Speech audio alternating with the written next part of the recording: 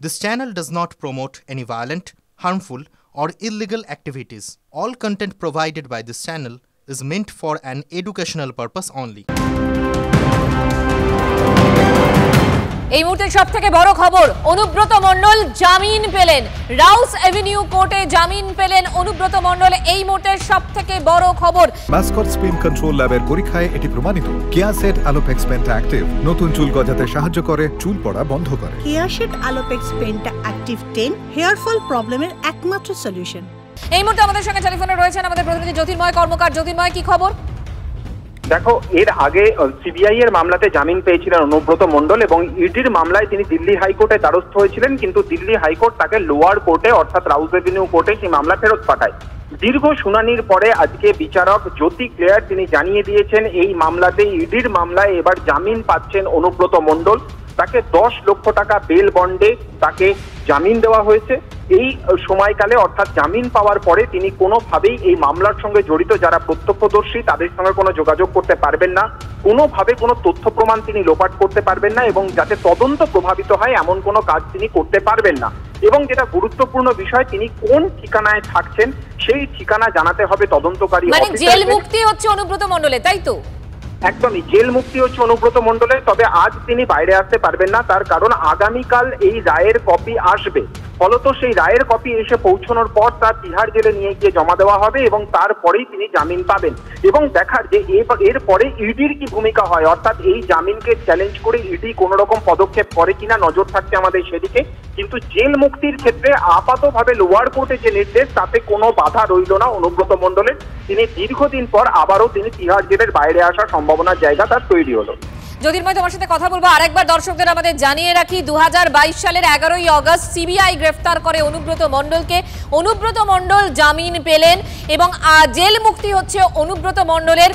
10 লক্ষ টাকার যে বন্ডের মাধ্যমে তাকে জামিন দেওয়া মঞ্জুর করা হয়েছে এবং রাউস এভিনিউ কোর্টে জামিন পেলেন অনুব্রত মণ্ডল। জ্যোতির্ময়, আরো একবার যদি দর্শকদের উদ্দেশ্যে বলো। দেখো, আজ বিচারক জ্যোতি ক্লেয়ারের এজলাসে দীর্ঘদিন ধরে শুনানি চলছিল এবং গত পরশুদিন এই মামলার শুনানি রিজার্ভ করা হয় এবং আজকে আরো কিছু ক্ল্যারিফিকেশন চাওয়া হয়। কিছুক্ষণ আগে বিচারক জ্যোতি ক্লেয়ার তিনি স্পষ্টভাবে জানিয়ে দিয়েছেন যে অনুব্রত মণ্ডলকে ডিরেক্টরেট অফ এনফোর্সমেন্টের মামলায় তাকে জামিন দেওয়া হলো। এর আগে সিবিআই এর মামলায় তিনি আগেই জামিন পেয়ে গিয়েছেন। এবারে এই ইডির মামলায় জামিন পাওয়ার ফলে তার জেল মুক্তি আপাতভাবে কোনো রকম সমস্যা নেই। যেটা গুরুত্বপূর্ণ বিষয়, কয়েকটি শর্ত দেওয়া হয়েছে। 10 লক্ষ টাকার বেল বন্ডে অনুব্রত মণ্ডলকে মুক্তি দেওয়া হয়েছে। তিনি কোন ঠিকানায় থাকবেন সেই ঠিকানা জানাতে হবে তাকে। তার সুনির্দিষ্ট একটি ফোন নাম্বার, যে ফোন নাম্বারে তাকে প্রতি মুহূর্তে যোগাযোগ করা যাবে সেই ফোন নাম্বার তাকে তদন্তকারী অফিসারের কাছে জমা রাখতে হবে এবং তিনি তদন্তকারী অফিসারদের না জানিয়ে তার ঠিকানা এবং ফোন নাম্বার কোনো পরিস্থিতিতে বদল করতে। সঙ্গে থাকো জগন্নাথ চট্টোপাধ্যায়, বিজেপি নেতা এই মুহূর্তে আমাদের সঙ্গে রয়েছেন। জগন্নাথ বাবু, এই মুহূর্তের খবর, রাউস এভিনিউ কোর্ট জামিন দিল অনুব্রত মণ্ডলকে, জেল মুক্তি হচ্ছে, তিহাড় জেল থেকে মুক্তি পাচ্ছেন অনুব্রত মণ্ডল। ইডির বিশেষ আদালতের থেকে এটা লোয়ার কোর্টের জামিন হয়েছে, এরপর হাইকোর্ট আছে, সুপ্রিম কোর্ট আছে। এত উত্তেজিত হওয়ার কিছু নেই। আর আমাদের বিচার প্রক্রিয়ায় জামিন হচ্ছে একজন আসামির অধিকার আর গ্রেপ্তারি হচ্ছে ব্যতিক্রম। তো এই যে মামলায় উনি গ্রেপ্তার হয়েছিলেন সেই মামলায় ইতিমধ্যেই চার্জশিট জমা পড়েছে, সিবিআই এর মামলা আছে, ইডির মামলা আছে এবং সেই মামলার ট্রায়াল শুরু হবে এতদিন পর, প্রায় 2 বছর হতে চললো। তারপরে লোয়ার কোর্টে জামিন হতে পারে বিচার প্রক্রিয়ার মধ্যে, এরপর তদন্তকারী সংস্থা তাদের মতো সিদ্ধান্ত নেবে। কিন্তু অতীতের মামলাগুলি যদি দেখেন, কেজরিওয়াল হোক, মনীষ সিসোদিয়া হোক, কবিতা হোক, কবিতা চন্দ্রশেখর রাওয়ের মেয়ে, যারা প্রত্যেকের শেষ পর্যন্ত জামিন হয়েছে সুপ্রিম কোর্ট থেকে। তার ফলে নিম্ন আদালতের রায় থেকে আমার মনে হয় একটু অপেক্ষা করা উচিত। তদন্তকারী সংস্থাগুলি তারা সিদ্ধান্ত নেবে নিশ্চয়ই, আমাদের ধারণা। তবে জগন্নাথ বাবু, আমরা যদি দেখি মানিক ভট্টাচার্য, সুকন্যা মণ্ডল, অনুব্রত মণ্ডল পর পর জামিন পেয়ে যাচ্ছেন। যে মামলাগুলিতে চার্জশিট জমা পড়ে যায় সেই মামলাগুলির ক্ষেত্রে বিচার প্রক্রিয়া শুরু না হলে জামিন পাওয়ার মধ্যে অস্বাভাবিকতা কিছু নেই। এটা আমরা অনুব্রত মণ্ডল বা মানিক ভট্টাচার্য আর জগন্নাথ চট্টোপাধ্যায় যে কেউই আসামি হোক না কেন, আইন তো আইনের মধ্যেই চলে না, আইন তো আর ব্যক্তি বিশেষে পরিবর্তন হয় না। তার ফলে কোনো একটি মামলা চার্জশিট হয়ে যাওয়ার পর তার বিচার প্রক্রিয়া যখন শুরু না হয়, ট্রায়াল যখন শুরু না হয়, তার মাঝে হচ্ছে যে অনেকেই জামিন পেয়ে যায়। উদাহরণ হিসেবে আপনাদের আবার বলি, 96 সালে চারা ঘোটালা মামলা। জগন্নাথ বাবু, অনেক ধন্যবাদ আপনাকে। সুজন চক্রবর্তী আমাদের সঙ্গে টেলিফোনে রয়েছেন। সুজন বাবু, অনুব্রত মণ্ডল জামিন পেয়েছেন, এর আগে সিবিআই এর মামলাতেও জামিন পেয়েছিলেন, এবার ইডির মামলাতেও জামিন পাচ্ছেন এবং জেল মুক্তি অনুব্রত মণ্ডলের। আপনার রিঅ্যাকশন প্লিজ। না, এটাই তো হচ্ছে। অনুব্রত মণ্ডলের মেয়ে কদিন আগে জামিন পেয়েছে, এবার অনুব্রত মণ্ডল পেলেন। কদিন আগে মানিক ভট্টাচার্য পেয়েছেন, তার আগে মানিক ভট্টাচার্যের পরিবারের লোকেরা পেয়েছেন।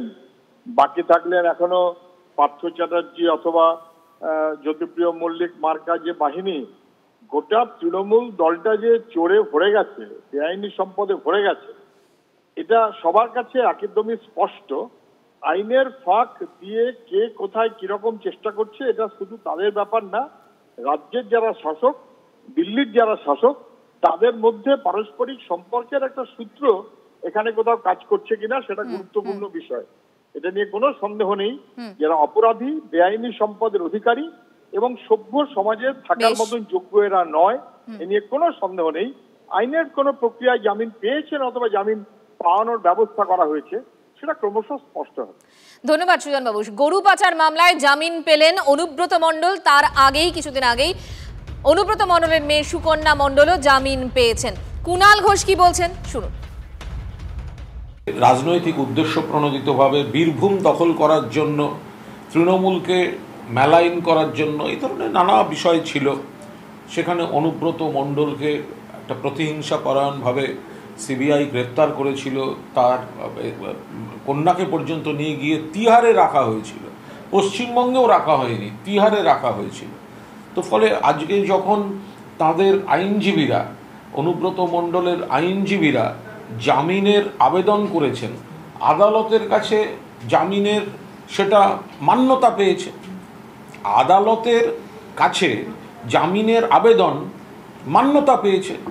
ফলে আজকে যারা ডাক্তারদের উপর হামলার চক্রান্ত করেছিল, সেই অভিযোগে ধরা পড়া নেতা অন্য দলের, সিপিএমের, তাকে জামিনের পর যদি আবির মাখিয়ে বিজয় উল্লাস করা হয়, তা আশা করি অনুব্রত মণ্ডল বেরোলেও সিপিএম বিজেপির এরকম ইতিবাচক প্রতিক্রিয়া থাকবে।